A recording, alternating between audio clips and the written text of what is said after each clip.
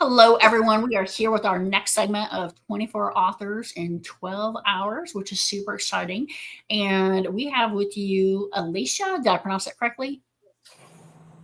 Elysia Duke. And she is here to talk about her book about how AI is going to destroy humanity. It is actually a nonfiction book, but why are we including it in dystopian future? This is very close to like reality right now, right? And so I wanted to talk about these questions, and we're going to start off with the first, which is what inspired you to write in this particular story, and why now? The idea came from watching rapid AI advancements outpace both public understanding and regulatory safeguards. Over the past few years, we've seen AI evolved from niche tools into systems capable of influencing economies, elections, and even human decision making at a massive scale. I felt there was a gap in the conversation. People hear the hype about AI's potential, but not enough about the risk of its development goes unchecked. I wrote this book now because we're at a tipping point. The choices we make in the next few years could determine whether AI strengthens humanity or undermines it entirely. I wanted to capture the urgency and spark the public debate we desperately need before it's too late. There have been labor shortages over the past few years, and employers had no choice but to replace the positions with AI, including with robots. Each time I call customer service with any company, the AI representative strongly wants me to use it to address my concerns before speaking to a live agent. The details that the AI representative addressed are inaccurate because my situations are more complex and AI is not equipped to address complex situations.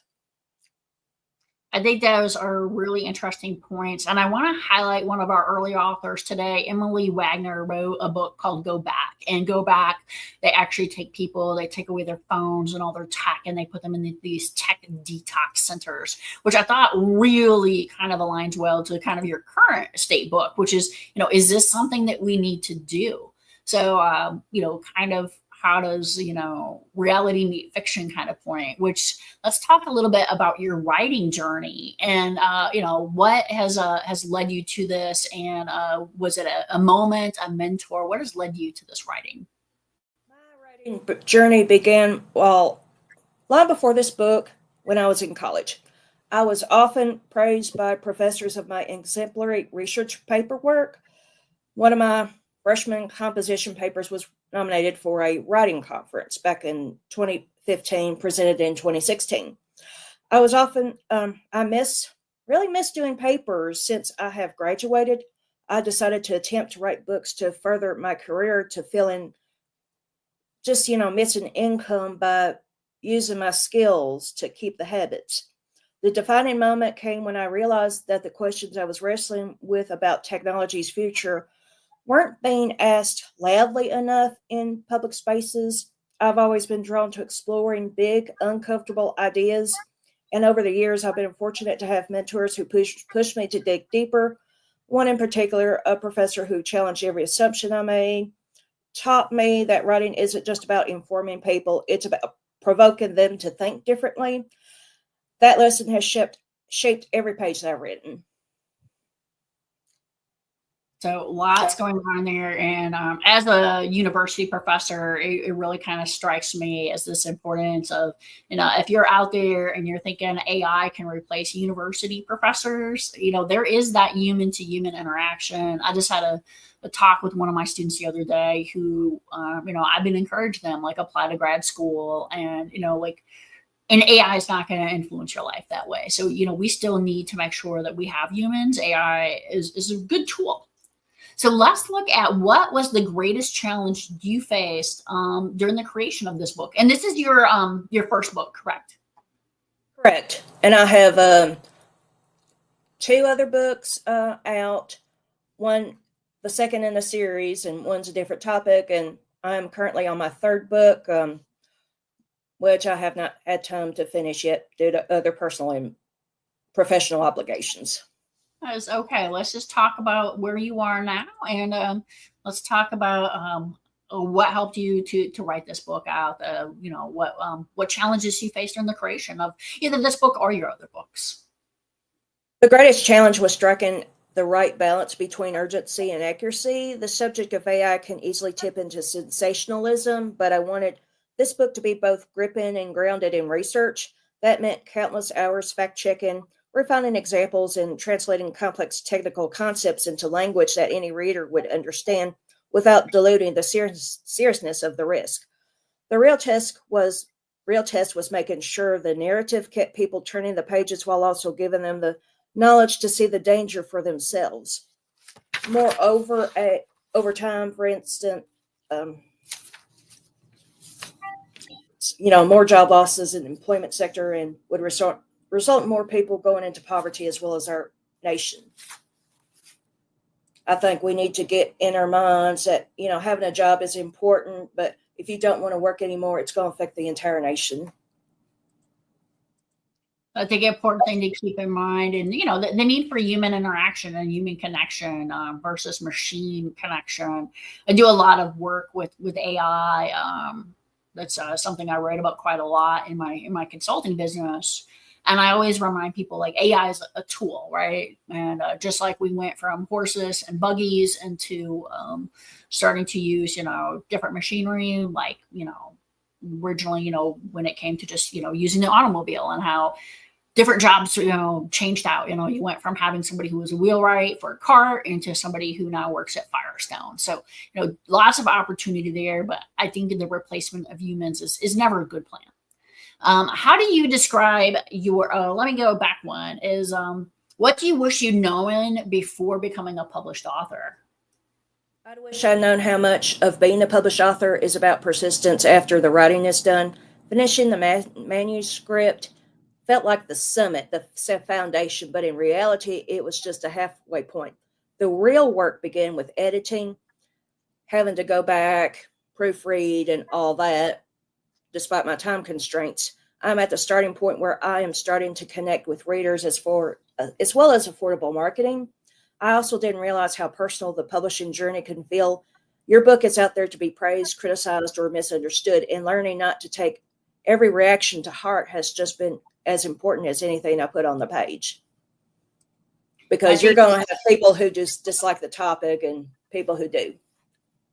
Yeah, I mean, I think that is such an important point. And I was listening to an author the other day, and she said, never read your Goodreads reviews because people will just make you cry. And I think that it's important. On the other hand, I think one of the things for me about reading your reviews is there is a point of self-reflection. And especially, I look at my first book to where I am now and, learning from this.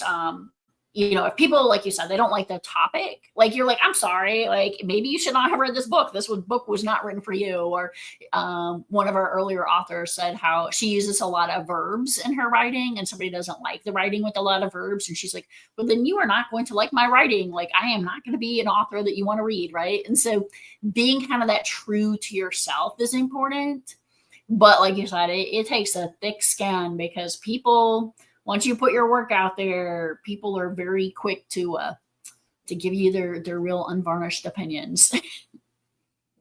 So let's go ahead and look at how would you describe your writing method? Do you use structured, intuitive, something hybrid?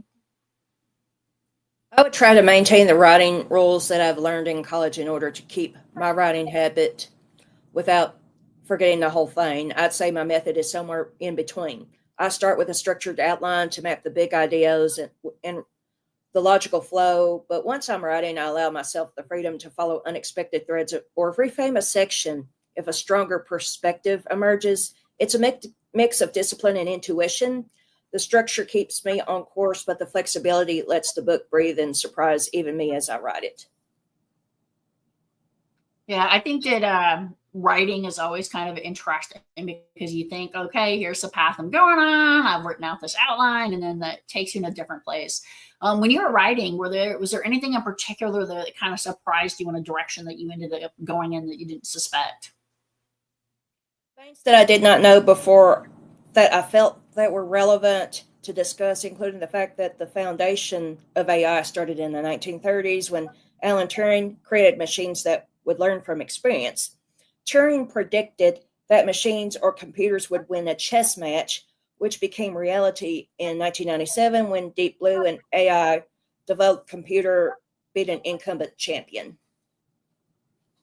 Yeah, and so the Turing test used to be really kind of based off that whole concept of like, can this machine pass as a human? And I think what's interesting about the AI now, especially as you're looking at Chat GPT 5.0, as you're looking at some of the more advanced AIs like Cloud, they can definitely pass initially as you're talking to a human being. And that's a very different thing. And we've really seen the advances in the past 3 years of this going into a completely different realm. Did you use AI at all in your writing or as you explored this for your book?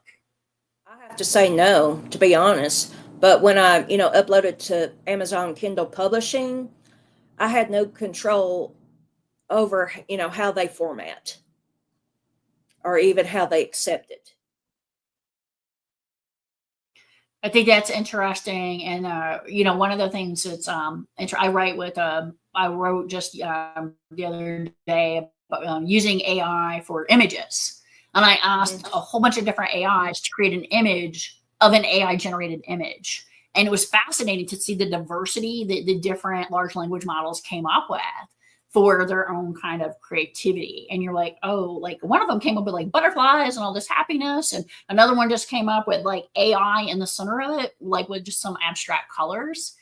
And one of it came up with this like super scary robot head that kind of looked like it came out of the original Terminator. And that's kind of how I picture the AI image. And so it was really, really interesting to see how AI interprets it. And so I think a fascinating thing maybe for a blog post or something would be to ask AI the question from your title and to see where different AIs respond on that concept. I think that would be really, really fun, kind of fun.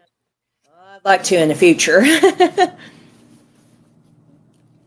So what part of your journey from draft to publication taught you the most as a person? The editing process taught me the most. Writing the draft was about getting my ideas out quickly and passionately, but editing forced me to step back, challenge my own arguments, and see the book through a reader's eyes. It taught me that clarity is just as important as conviction, like I learned over 10 years ago in college, and that sometimes the most powerful lines are the ones you cut. Oftentimes I overlook grammatical mistakes because I'm working 2 other small jobs right now.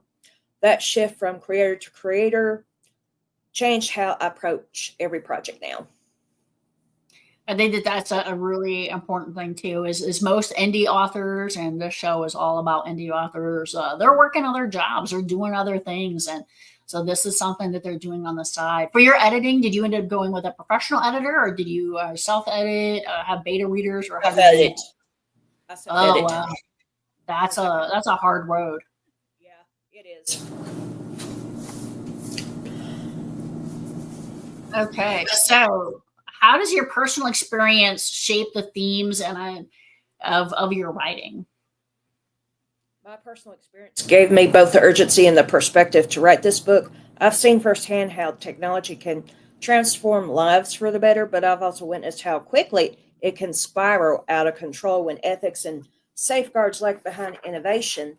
Those experiences shape the book's central theme that progress without responsibility can be as dangerous as no progress at all. This isn't just theory for me, it's a reflection of moments I've lived and lessons that I've learned. And even people's social media posts can get biased by AI and they would feel So upset. it's interesting. I was just mentioning to you this article that I wrote using AI for image generation. And one of the AIs I asked to write or to create a picture of a female CEO, and either the person looked like a schoolgirl or they were just like so hypersexualized. I was like, I didn't even feel comfortable taking one of those images and putting it into the blog in the end. So I just said, okay, this is what's going on with that. And another one, the one I included that was just bizarre, is like create an image of a female CEO, and it created an image of a woman on top of a waffle. And I was like, I have no idea the thematic thing I'm supposed to get out of this, but I felt it was very bizarre. A few of them created like nice images where you're like, this could look like a female CEO, but the two extremes where I was like, I cannot take something like this woman looks like she is off one of the magazines on the street corner. Like this does not look like a woman I could put on here as a female CEO. And so that bias you mentioned, and this happens both in the written language as well as the images, as well as the videos and everything else, is just being super, super aware that AI does have those tendencies for bias and it's who it's created by. And so I know that a lot of organizations are trying to work through that. What kind of conversations do you hope your work inspires among your readers? I hope it sparks honest, sometimes uncomfortable conversations about the role we want AI to play in our future. Not just in boardrooms or government meetings, but around dinner tables and in classrooms. The goal isn't to create fear for fear's sake, but to push people to ask the hard questions now before it's too late, while we still have the power to shape AI's direction. If readers walk away debating solutions instead of just accepting the status quo, then the book has done its job.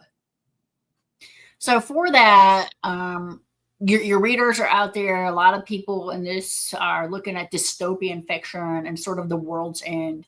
There's been some predictions from people like Altman, who created OpenAI, that the AI could lead to sort of the demise of humanity. Did you address that at all in your book or any of those kinds of topics? Addressed it somewhat, yes.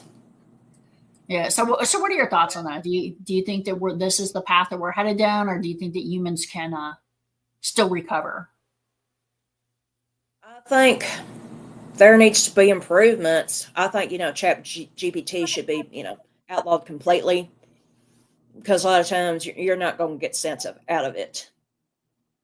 So you just think the large language model should be legal? When you say outlawed? Like illegal to some extent, because such as, checking for grammar, plagiarism, or getting certain answers, even customer service. Because some people, have complex solutions that, they want answers tailored to how the desire that they want to their satisfaction. So would you chat GPT like OpenAI, or would you ban like Copilot and Gemini, Claude, and just all the large language models? I would have to say they can be, I guess, legal for limited uses only, like those that, proven to be accurate. But as far as being into full force, it's still a long way to go. Interesting. So what's next for you creatively? What stories are you writing? You mentioned a couple books in the works. I've drawn to exploring the next chapter of the AI story, not just the dangers, but what a truly ethical and human-centered approach to technology could look like. I want to examine how societies can reclaim control over tools that seem to be running ahead of us, and tell the stories of people and communities finding ways to thrive in the shadow of rapid change. It's still taking shape, but I can already feel it pushing at the edges of my imagination. However, I had to slow down writing my third book in the series due to other personal and professional commitments, but hopefully I can resume sometime this fall, or I can dig more in the investigation. So in your writing on ethical use, what are your kind of proposals for ethical use of AI? Well, I would have to evaluate everything, pros and cons. It's like part of it I have not got to the research yet, but I will eventually. And it's a question that has yet to be answered. So as a lot of authors out there right now are using AI for their audiobooks. So what are your thoughts on that? I would not feel comfortable with a computer reading my work, because sometimes it may mispronounce some things. I have listened to AI generated videos on social media. They do not pronounce certain words or names correctly.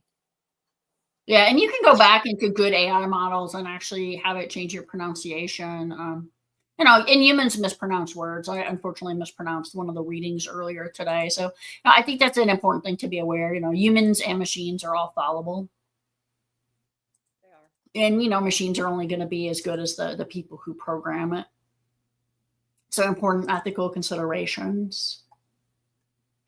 So I want to go ahead a minute and just kind of do a plug for 24 authors in 12 hours. We are out here promoting different authors and trying to just give them an opportunity to do these interviews, have a voice in this virtual book fair. If you want to donate, here is a site. We also have merch now. So if you want a coffee cup, if you want to get a water bottle, these are available. We might be adding wine glasses if there is a demand for that. Let me know later in the evening. Maybe that's what people need us are following. The other thing I want to do is mention my own book, which is called Decoding History. It is based on the year 2055 and what does that future look like, especially with data that is being erased. It is available free for download from Amazon, so if you want to check that out, highly appreciate it. I want to make sure we are kind of under this theme of how is technology impacting us, and in this future book it really looks at this concept of news feeds being curated and streamed to individuals based on what authoritarians feel that people should have. So I think very timely into this kind of AI discussion and what is the future of AI and how is it going to impact all of us. Elysia, anything you want to add before we wrap up our segment? I would have to say college papers nowadays, students turn to applications like Quillbot to paraphrase their readings, and what they may know is Quillbot is a AI generated system. It can still plagiarize.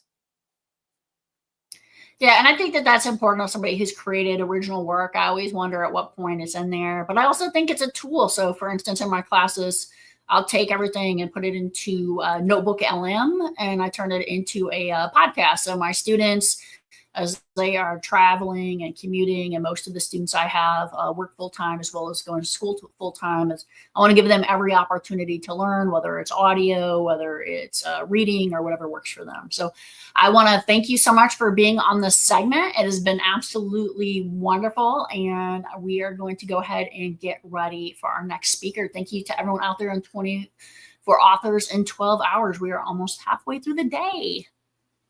Thank you very much for having me.